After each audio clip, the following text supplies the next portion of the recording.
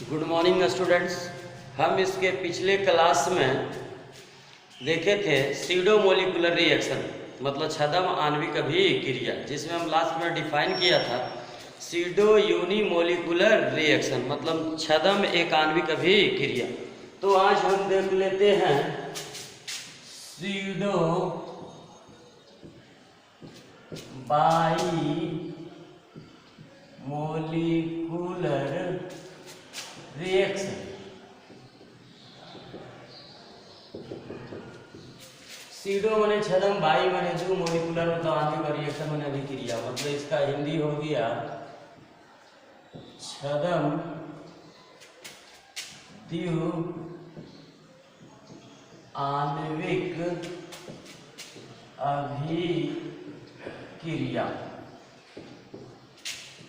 छद्म द्वि आणविक अभिक्रिया। छद्म द्वि आणविक अभिक्रिया है क्या?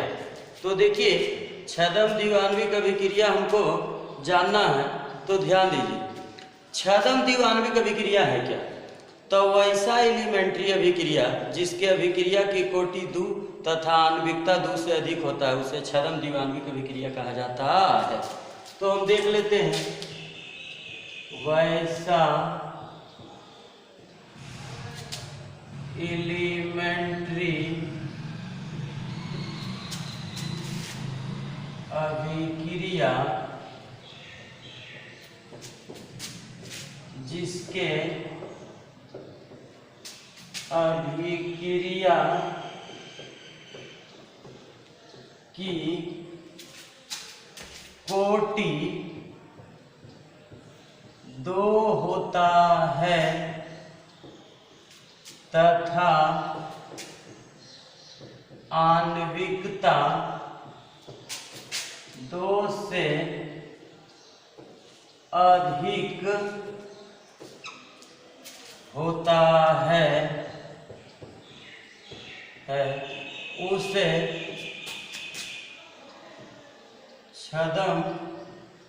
होता है उसे छद्म द्वि आणविक अभिक्रिया कहा जाता है।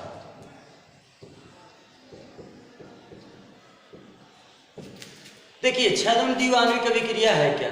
तो वैसा एलिमेंट्री अभिक्रिया या वैसा रासायनिक अभिक्रिया भी लिख सकता है, क्योंकि हमने पहले इसमें बता दिया कि आणविकता केवल एलिमेंट्री रिएक्शन से रिलेटेड होता है। तो वैसा एलिमेंट्री अभिक्रिया जिसके अभिक्रिया की कोटि 2 तथा आणविकता 2 से अधिक होता है उसे क्या कहा जाता है? छद्म द्वि आणविक अभिक्रिया कहा जाता है।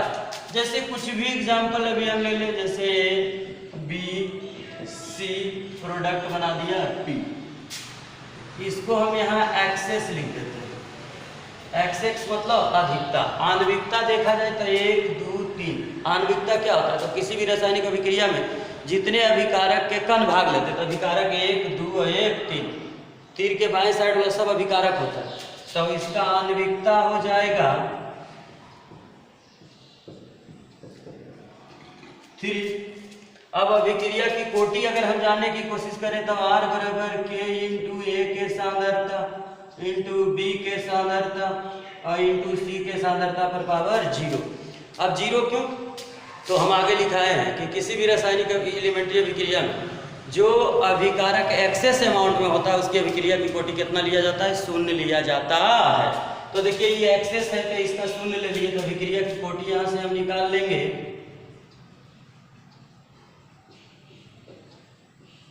अभिक्रिया की कोटि तो देखिए इतना कुछ तो 1, यहाँ भी 1 की तो 0, तो 1 + 1 + 0 यानी कितना हो गया 2। तो अभिक्रिया की कोटि 2 और आणविकता क्या? 2 से अधिक।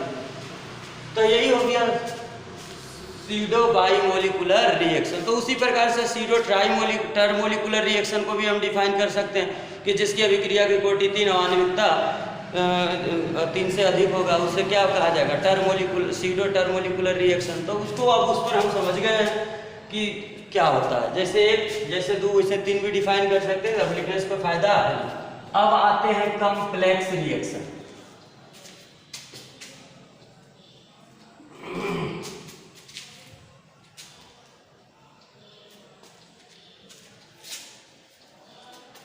Complex reaction.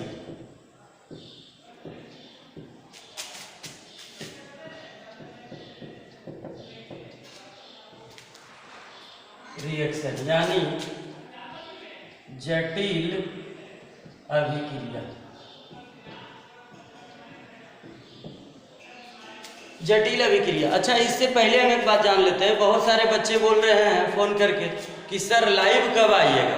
तो देखिए बच्चों, हमारा जो है बहुत सारे चैनल बना दिए थे लोग, तो सब जो है व्यूअर जने तने बढ़ जा रहा है, कुछ पता नहीं चलता। इसलिए आप लोग को कहा जा रहा है कि केवल अजय केमिस्ट्री क्लासेस पर ही आप लोग मेरा वीडियो देखें। और उससे होगा क्या कि हम लाइव तब आएंगे जब सब्सक्राइबर मेरा 1000 की संख्या हो जाएगा। और जिस दिन 1000 की संख्या हो जाएगा सब्सक्राइबर, उस दिन हम लाइव आ जाएंगे। क्योंकि लाइव आने के लिए सब्सक्राइबर की संख्या 1000 होना चाहिए। तो अभी मेरा 1000 सब्सक्राइबर नहीं आया क्योंकि चैनल बहुत सारा बना दिया है। देखिए, एगो आर्यन क्लासेस था, उसको बंद कराया, तो फिर एगो चालू कर दिया। तो बहुत सारे चैनल हमारे नाम से शुरू, मतलब मेरा वाला वीडियो में वो अपना चैनल पर डाल देता है, तो बच्चों सब उधर देख लेते हो। इसलिए आप लोग ध्यान दो कि अजय केमिस्ट्री क्लासेस पर देखो और सब्सक्राइब करो। जैसे ही सब्सक्राइबर जहाँ 1000 हुआ, हम भी आप लोग को लाइव पढ़ाना शुरू कर देंगे। क्योंकि लाइव के लिए 1000 सब्सक्राइबर होना चाहिए। तो जैसे ही हमारा 1000 सब्सक्राइबर, तो आप लोग से रिक्वेस्ट है कि आप लोग लाइव का क्लास करना चाहते हैं तो आप सब्सक्राइब कीजिए। और सब्सक्राइब करके जैसे ही 1000 होगा सब्सक्राइबर, हम आपको लाइव पढ़ाएंगे फिर। इसलिए अभी आप वीडियो देख रहे हैं तो सब्सक्राइब कीजिए, और जिस दिन 1000 सब्सक्राइबर हुआ उस दिन से हम लाइव शुरू कर देंगे आप लोगों को। चलिए देखिए, यहाँ जटिल रिएक्शन मतलब कॉम्प्लेक्स रिएक्शन। कॉम्प्लेक्स रिएक्शन है क्या? तो वैसा रासायनिक अभिक्रिया जो एक से अधिक पदों में होता है। एक से अधिक पदों मतलब सेवरल स्टेप में होता है, उसे क्या कहा जाता है? Complex reaction. मतलब वैसा एलिमेंट, मतलब वैसा रासायनिक अभिक्रिया जो एक से अधिक पदों में पूर्ण होता है, उसे जटिल अभिक्रिया कहा जाता है। तो देखिए जरा, वैसा रासायनिक अभिक्रिया जो एक से अधिक पदों में पूर्ण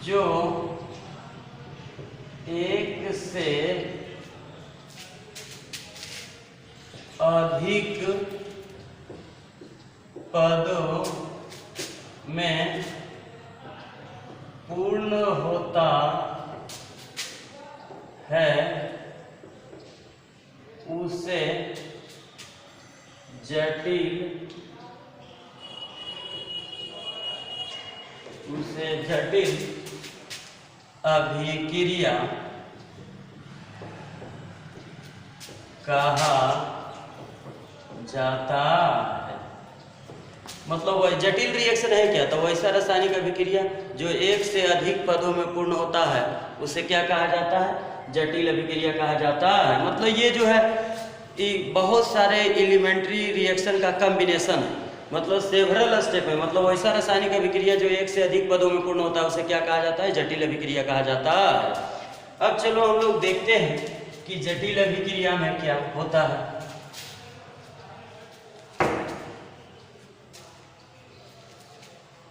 जैसे देखिए, एग्जाम्पल के तौर पर हम ले लेते हैं x + 2y + z और बनाया m।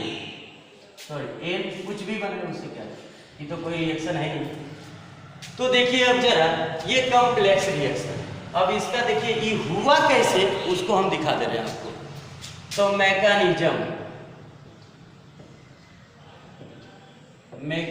मतलब क्रिया विधि।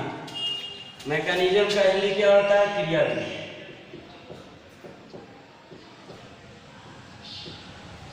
क्रिया विधि। अब देखिए ये कैसे है कॉम्प्लेक्स। तो स्टेप फर्स्ट में हम देख लेते हैं, x + y बनाया m। स्टेप 2, m + o बनाया n। अब देखिए स्टेप नंबर 3 में हम लोग देख लेते हैं क्या होगा जो। तो देखिए y + वाई प्लस जेड आई बना देगा ओ। तो चलिए अब जरा इसको हम देख लेते हैं। अब इस रिएक्शन की हम बात करते हैं। जैसे आप इसको तीनों को जोड़ सकते हैं तो देखिए क्या होगा, m से m कट जाएगा, o से o कट जाएगा, इधर बचेगा x और y जुड़ेगा 2y और z और उधर क्या बचेगा n। तो देखिए मतलब ये 3 स्टेप में रिएक्शन फाइनल हो जाता है। ध्यान दीजिए, इधर वाला इधर दिखाएगा, उधर वाला उधर, तो बराबर उधर तो कट जाएगा। जैसे कि इधर भी क्या है m है, उधर भी m है, तो m से m कैंसिल, इधर भी o है, इधर भी o है, o से o कैंसिल, तो इधर बच गया क्या, m से m कटा, o से o कटा, बचा x और y दोनों जुड़ेगा 2y और z रहेगा और उधर खाली क्या बचेगा n। तो ये रिएक्शन आ गया कि नहीं। ध्यान दीजिएगा, फिर से हमने कहा कि ये रिएक्शन जटिल रिएक्शन है, उसमें हमने मैकेनिज्म लिखा कि देखिए ये पूरा कैसे होगा, एक से अधिक स्टेप है। तो x और y रिएक्शन किया होगा तो बनाया ये। चलिए अब m और o रिएक्शन किया होगा तो बनाया होगा ये, और y और z रिएक्शन किया तो बनाया होगा वो। अब इन तीनों को जोड़ के आपको दिखा देते हैं। m से m कट जाएगा, o से o कट जाएगा, तो इधर बचेगा x और y 2y और इधर z और उधर खाली बचेगा n। ठीक है, देख लीजिए m कट जाएगा m से, o कट जाएगा o से, तो बचेगा x y 2y और इधर z और उधर खाली n। मतलब यही रिएक्शन आ गया है। तो अब चलिए जरा ये हो गया इसका मैकेनिज्म, मतलब ये सेवरल स्टेप में रिएक्शन पूरा हुआ है। तो हम मान लीजिए कि ई रिएक्शन क्या है, स्लो है, ये फास्ट है और ये जो है वेरी फास्ट है। एक स्लो दिए, एक फास्ट दिए और एक वेरी फास्ट। अब इसका वेग स्थिरांक को हमने k1 लिखा, इसका वेग स्थिरांक को k2 है, इसका वेग स्थिरांक को k3। इसका एक्टिवेशन एनर्जी को हम EA1, EA2 और EA3, क्योंकि एक्टिवेशन एनर्जी को EA से सूचित किया जाता है। तो फर्स्ट अभिक्रिया के हम लिखे हैं EA1, सेकेंड वाला के EA2 और थर्ड वाला के EA3। अब चलिए जरा देखिए, तो जो अभिक्रिया बहुत तेजी से होगा उसके वेग बहुत फास्ट होगा, मतलब ये वेरी फास्ट है, तो इसका रेट बहुत ज़्यादा है, और जिसका रेट ज़्यादा होगा उसका रेट कांस्टेंट ज़्यादा होगा। इसका मतलब इस अभिक्रिया से पता चल गया है कि K3 सबसे ज़्यादा है, K2 उससे कम है और K1 सबसे कम। तो हम यहाँ ऐसा लिख सकते हैं, देखिए यदि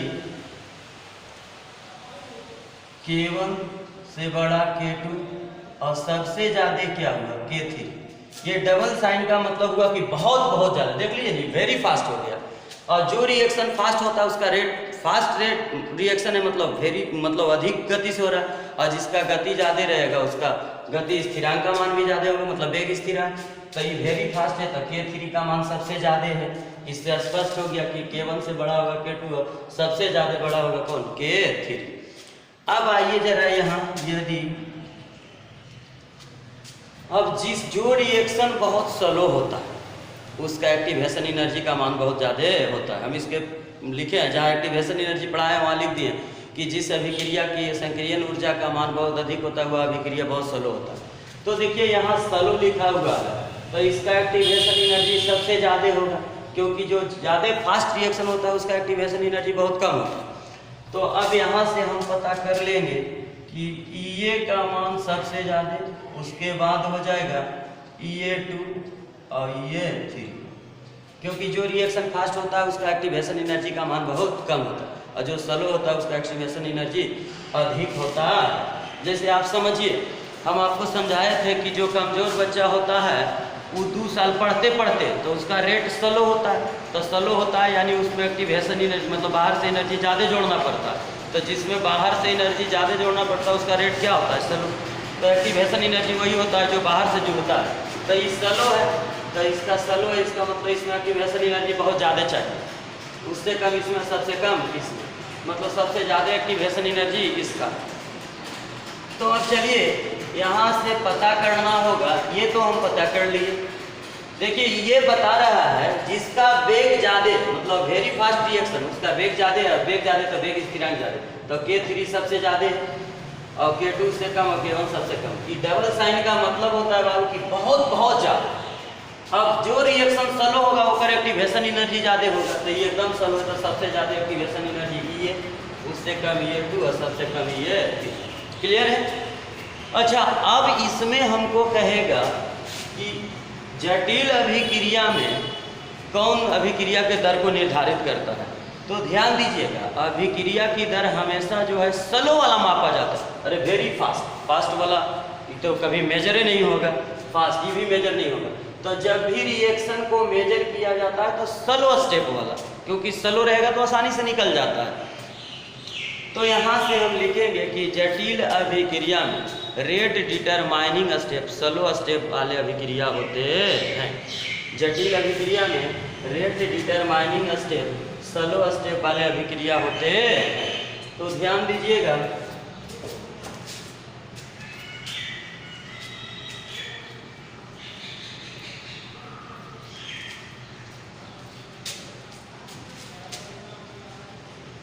जटिल अभिक्रिया में दर निर्धारण करने वाले स्लो स्टेप वाले अभिक्रिया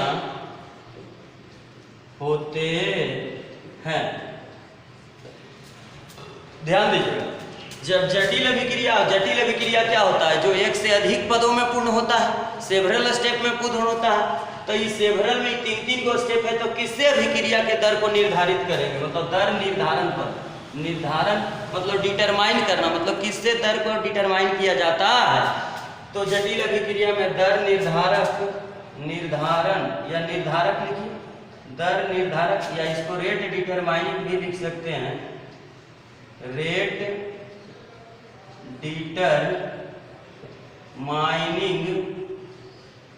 स्टेप भी कहते हैं इसको।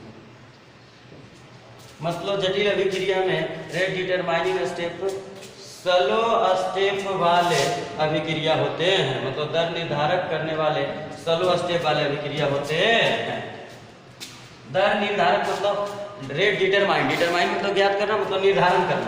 तो दर निर्धारक करने वाले स्लो स्टेप वाले अभिक्रिया होते हैं। क्योंकि जटिल अभिक्रिया एक से अधिक पदों में पूर्ण होता है। एक से अधिक पद में जब पूर्ण होगा तो बताइए इससे किससे हम मेजर करें। तो मेजर उससे होता है जो स्लो स्टेप में अभिक्रिया होता है। क्योंकि कोई भी जटिल अभिक्रिया ढेर मतलब बहुत सारे स्टेप में होगा, तो उसमें से एगो स्लो होगा, एगो फास्ट होगा, एगो वेरी फास्ट होगा।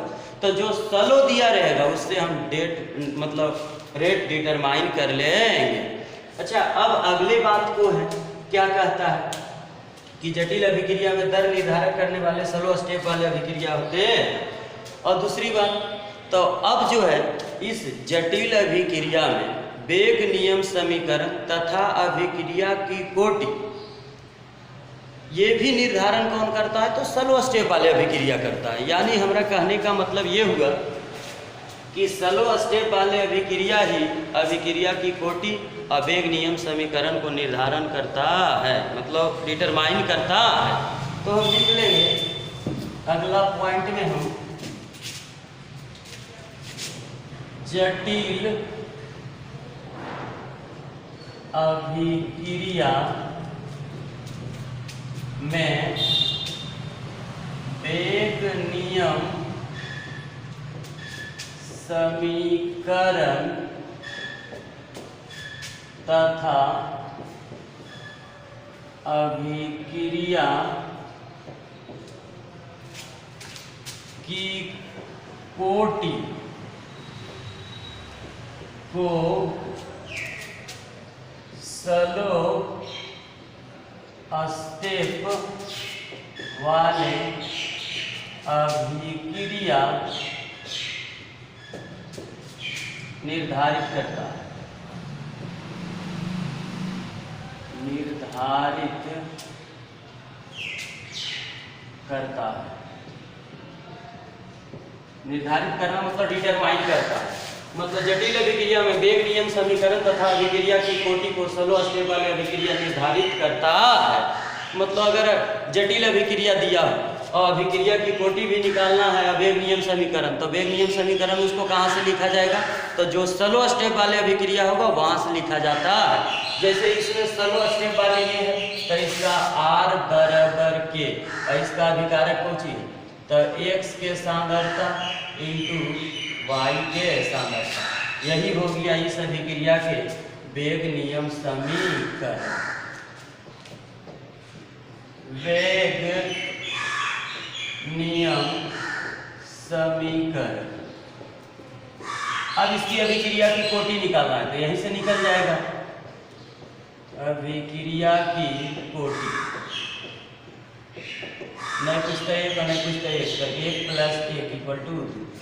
आपने समझा कि यदि कॉम्प्लेक्स रिएक्शन दिया होता है तो उसमें दर निर्धारक करने वाले कौन होता है? स्लो स्टेप वाले अभिक्रिया। और स्लो स्टेप वाले अभिक्रिया से ही हम लोग, ठीक है, वेग नियम समीकरण भी ज्ञात कर लेते हैं और अभिक्रिया की कोटि भी ज्ञात कर लेते हैं। जैसे हम एक क्वेश्चन अब यहाँ देख लेते हैं जिससे हम लोग समझ लेंगे।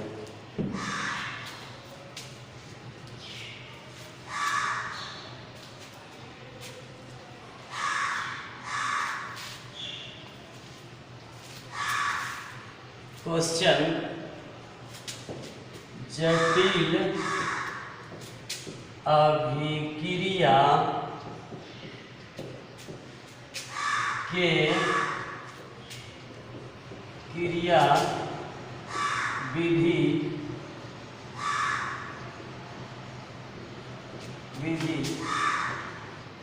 निम्न है। तो इस अभिक्रिया के वेग नियम समीकरण तथा अभिक्रिया की कोटि ज्ञात करें। तथा अभिक्रिया की कोटि ज्ञात करें। देखिए क्वेश्चन दे दिया, कहा जटिल अभिक्रिया के क्रिया विधि निम्न है, इस निम्न है तो इस अभिक्रिया के वेग नियम समीकरण तथा अभिक्रिया की कोटि ज्ञात करें। जैसे A2 और B2 और दे दिया है 2AB, ये जटिल रिएक्शन। अब इसमें स्टेप फर्स्ट की कैसे हुआ, मैकेनिज्म इसका लिख दिया, मतलब क्रिया विधि।